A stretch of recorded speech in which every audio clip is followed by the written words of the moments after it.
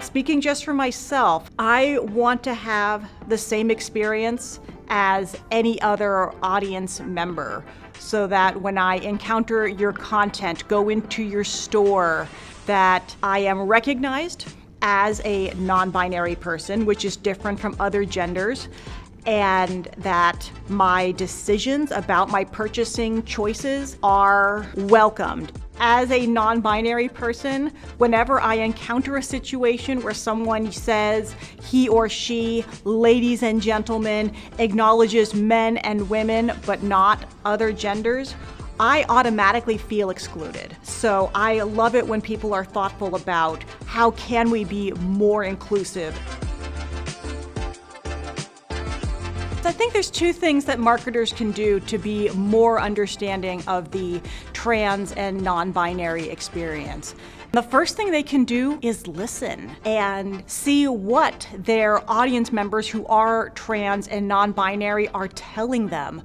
They may not be shouting it from the rooftops, but they may be coming to you in their own way and saying, I'm non-binary. The other thing a company can do is put themselves in the shoes of somebody who isn't male or female and just walk through that customer journey of what that means and see if there are opportunities where they can shift language or make it easy for somebody to remember or be reminded of what information they've provided you that may have a gender bent to it, because a lot of people don't realize that they're trans or non-binary till they have already established an account with you or a relationship with you.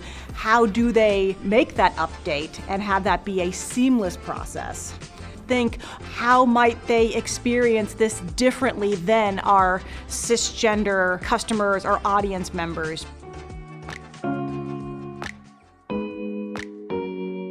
So many things have a binary bias that we don't even realize.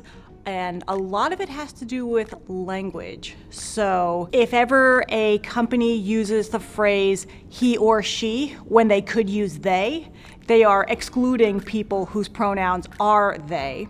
It's very interesting that singular they was Merriam-Webster's word of the year in 2019, but it's still a term that a lot of marketers don't use, a lot of copywriters don't use, and a lot of editors don't use. So I think it's important for people in the content marketing industry to be mindful that a company may have in their style Bible, we use they and them as singular pronouns.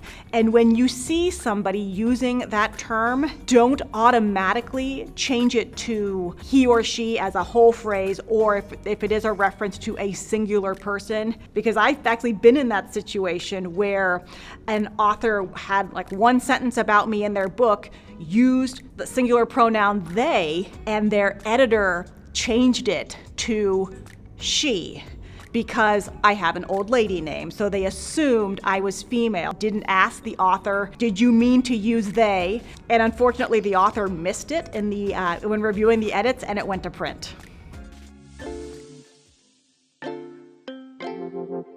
I think it is important for companies to take a stand on the social issues that are in alignment with their values. So from that perspective, yes, companies should educate their audience and at least nothing else say we treat all genders equally if they're taking up the gender issue. I don't expect a company to become, gender 101 for their audience. They may want to educate their audience to a degree and say, hey, it's non-binary awareness week. We love our non-binary people. Here's a link to more information for people who need it. So I don't expect a company to become the educational resource for gender, but to be part of the conversation.